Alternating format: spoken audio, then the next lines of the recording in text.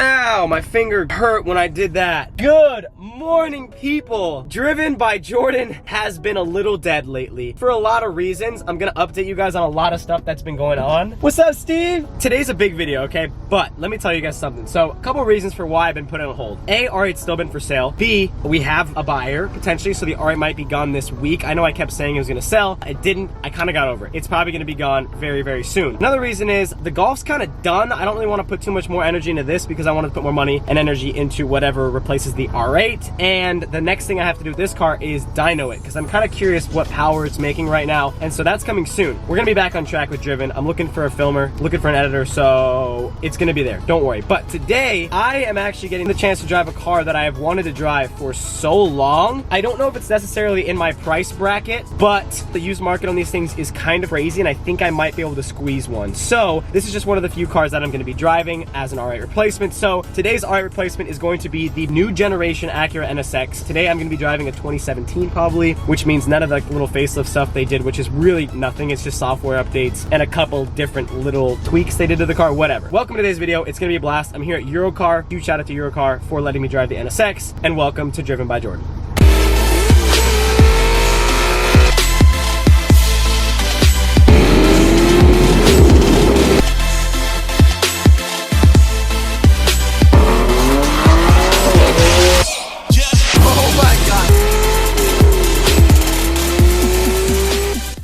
I'm here with Steve. Say hi, Steve. Hi. I'm pretty sure a long time ago, it was probably on my main channel, Steve used to work at Fletcher Mercedes, and he actually took me out in the C63S Coupe, which is one of my favorite cars. Good video. But today, we're at his now residing workplace, which is Eurocar, which, by the way, I've never been here before. And this place is a palace. It's the largest indoor showroom. It's like 55,000 square feet. It's like my house that I don't own or live in either. Little 4:30 start. Faith. Guys, look at the inside of this place. NSX. Like, it just never ends. It never ends. They have more stuff there, more stuff outside. They have SVs, performance. This is like a Honda dealership of exotic cars. Freaking crazy. Doesn't matter, because what we're looking at today is this right here. I believe they have a 2017, and the new one made this the same color as the body panel. I don't know why, or the hood, whatever, same thing. Mediocre spec. I don't think this thing's optioned very much from what I can see just from the outside, but it doesn't matter. What about speakers? Oh, it does have the ELS studio package, little things like that. He said it's not gonna be loud, relax. I know it's not loud, but it's dope, and it's smart. It's actually sounding kind of good. All right, let's hear it, let's hear it. I don't think it's that bad, and we're indoors. Okay, it's quiet, it's quiet. It was exactly as bad as I thought it was, but it's fine. It has a little burble to it. Oh, you're driving out of here, I think? It has silent mode. Nothing with silent mode needs to be that loud. Door handles. I'm so hyped, dude. I've always wanted to drive one of these. I'm absolutely in love with these. And for anyone out there that's gonna comment anything bad about one, do exactly what I'm doing right now and drive one. Yes, I haven't driven one and I like it, so I'm not like you, but if you don't like them, drive them. I have a problem. I don't drive a lot of cars I buy. I'm doing it with this one, which is good. I never drove a gated manual R8 before I drove my R8. And I flew, you buy it sight unseen? Yeah, and I flew to another state to buy it, and I'd never driven a gated manual. Oh yeah, where'd you pick it up at? In Tucson, Arizona. Oh my gosh. These things aren't too low, are they? No, but this driveway is a bitch, dude. I feel like when you have a car dealership, that's like your one thing you need. There's their other one they got with little wheels on it, a little modified. Dude, this building, look at this building, guys. It starts here, goes all the way where we just drove through, and all the way down there. Look at the outside, it's a perfect Oh, I know, it's crazy. 55,000 square feet of cars. That is absolutely insane. What mode are you in right now? I'm in Sport Plus. Okay, off the bat, this thing is dumb fast. This is my first time driving it too. Oh, really? Yeah, I haven't even driven one because I don't care to. They're crazy. This is actually kind of fun. Like, it kind of changed my mind. These things just put out like 610-4 numbers. Yeah. By the way. And is for the money, this is the smartest car you're gonna get. Oh my God. Jesus. I know nothing about this. It's a hybrid. 3 electric engines, 1 doing torque fill, so obviously you probably noticed it has 0 turbo lag. Yeah. 2 in the front running torque vectoring. So like a wheelchair, like when you slow down one wheel on a wheelchair. Let's see what this feels like. First gear, rolling, little 15 mile an hour rolling start. Okay. It gives you a little It's pull so on your torquey, face. dude. Supposedly the launches on these are crazy too. So these things run tested 2.9 to 60. So exactly the same Really? as the 610-4. Huh. Stock, they're running like I think 11 2/4 miles, 11 3/4 miles, but people are tuning these and getting like sub 10s, close to sub 10s. Really? Steve's now my new filmer, but he needs a seatbelt because safety first, Steve. Nah, no shit. First of all, my favorite thing about this car is the steering wheel. I have to say it. I've sat in one before. I've never. Okay, driven I one. do like the bolsters right here. Dude, it feels actually really nice. Amazing. The paddles, I will agree with people, they feel a little janky, but in this car also, let's test this. You can't go to drive with the paddle. Really not a big deal. It's so funny, dude. I do my research on all cars, so every time I drive a car, I know everything about it. I know as much as an owner probably knows about this car, which is fine because you got to do your research if you're buying cars. You gotta do your due diligence. So what are we in right now? Sport Plus. Okay, which is fine. I would assume so. Oh, I'm so hyped to drive this car. Oh my god, dude. Let's open both windows, by the way. If it's loud on camera, I'm sorry, but I want to be able to hear the car. You can go right. Oh, we won't first gear downshift. That's kind of odd. We're gonna test a couple of things. Ride quality does already feel great. I was already looking at that when you were driving. Steering wheel is, I can't forget about how phenomenal the steering wheel is. It doesn't sound horrible. Like when you get up there, No, it doesn't. Not at all. it's a little, okay, but this is gonna, yeah, I know, I get it, guys. I know. Keep going straight, turn where on Bristol? You'll go turn left on this light. Visibility, phenomenal. Gearbox, phenomenal. It will not downshift into first. Why is that? Oh, okay, I know this. So, supposedly, they made the first gear literally meant for launch control, so I'm assuming you cannot downshift into it. So your second gear is Because you're probably... in first right now. Once you stop, like any other car, okay, shifts okay, down. okay. So I'm assuming your second gear, as far as downshifts goes, is your first gear. The one thing I was wondering that I never heard anyone talk about is if it had like regenerative braking, and I noticed it doesn't. It doesn't? I'm sure when you're braking, it's charging the battery. Oh, it's not like a Tesla But where in you a let Tesla off? where you let off and it does it automatically.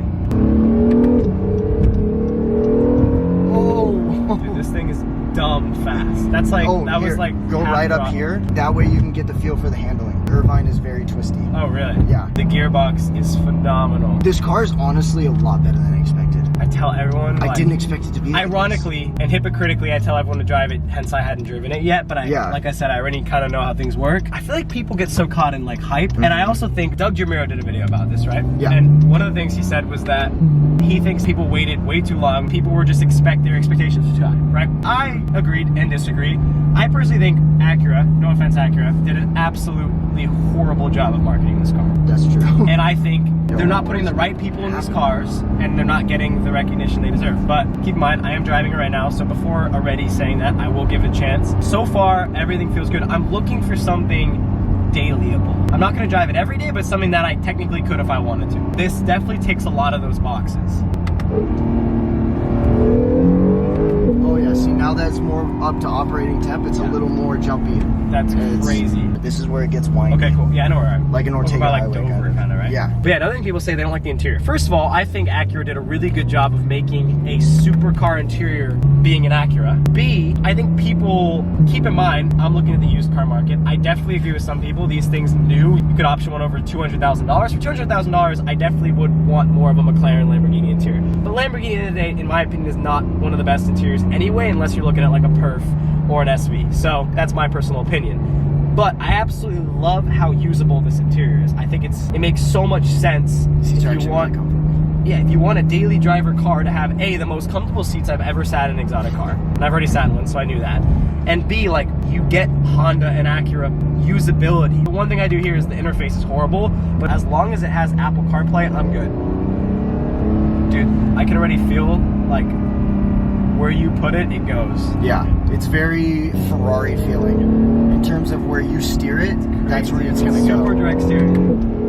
And it's fast as shit, excuse my French. Another thing about these cars, dude, I feel like no one has them. I've never seen one on the road in my entire life, besides a car meet. We sold one like a month ago and the guy wrapped it bright ass orange. Oh, wow.